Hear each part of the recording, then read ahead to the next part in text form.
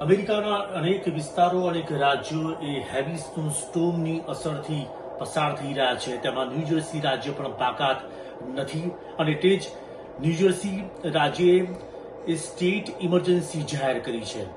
આખરે state emergency જાહેર કરવા પાછળનું કારણ શું છે?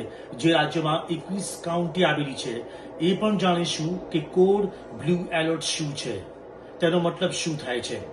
આખરે જે 21 કાઉન્ટી છે તેમાં સૌથી વધુ અસર કયા વિસ્તારમાં થવાની છે, કયા કાઉન્ટીમાં થવાની છે અને આ જે અસર જે જોવા મળશે સ્નોસ્ટોર્મનું, તેનું જે કેન્દ્રબિંદુ કઈ જગ્યા પર આવેલું છે.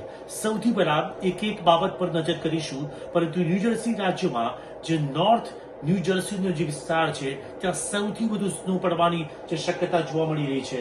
આ દ્રશ્યો પરથી અંદાજ લગાવી શકાય છે કે જ્યારે રવિવારના રાતના સમયથી જ્યારે ભયાનક જે હિમવર્ષા શરૂ થશે તે સમયે જ્યારે બર્ફીલા પવનો સાથે જે તેજ પવનો જે ફૂંકાશે ઠંડીને કારણે, ત્યારે તાપમાન એ માઇનસ ફેરનહીટમાં પહોંચી જશે. એટલે કે લગભગ જો ડિગ્રી સેલ્સિયસની વાત કરીએ તો લગભગ -12 થી -17 ડિગ્રી સેલ્સિયસ સુધી તાપમાનનો પારો પહોંચી જશે.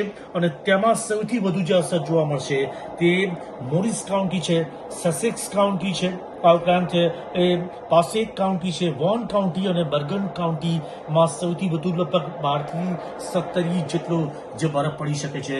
રવિવાર સાંજથી સોમવાર સવાર સુધી એ ટ્રાવેલ કરવું એ અત્યંત જોખમી સાબિત થઈ શકે છે અને એટલે જ સ્ટેટ ઇમરજન્સી જાહેર કરવામાં આવી છે. કારણ કે ન માત્ર હિમવર્ષા પરંતુ એવા બરફના જે સ્ટોન્સ પડશે તેને કારણે એ રસ્તાઓ એ લપસણા થઈ જશે.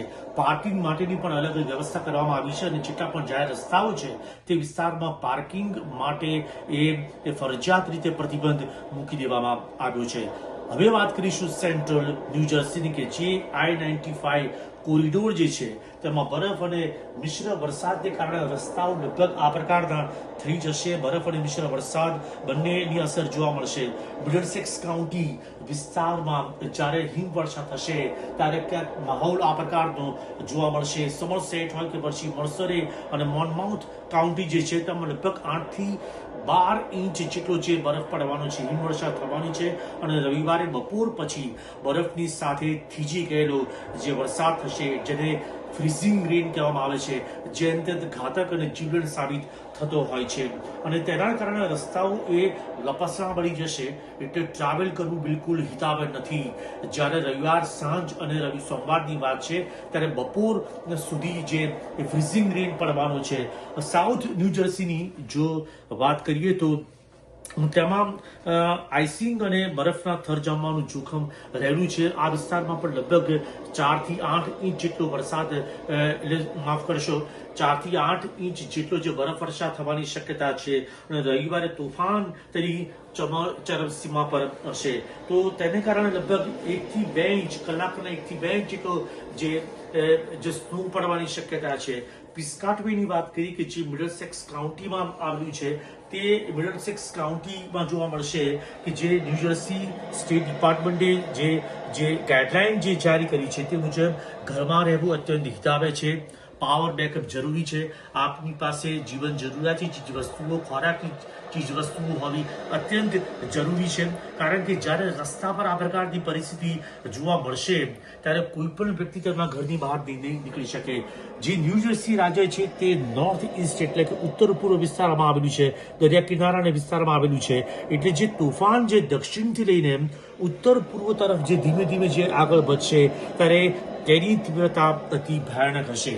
અને હવે વાત કરીએ છેલ્લે અતિ મહત્વનો પોઈન્ટ, એ કોડ બ્લુ એલર્ટ એટલે શું છે?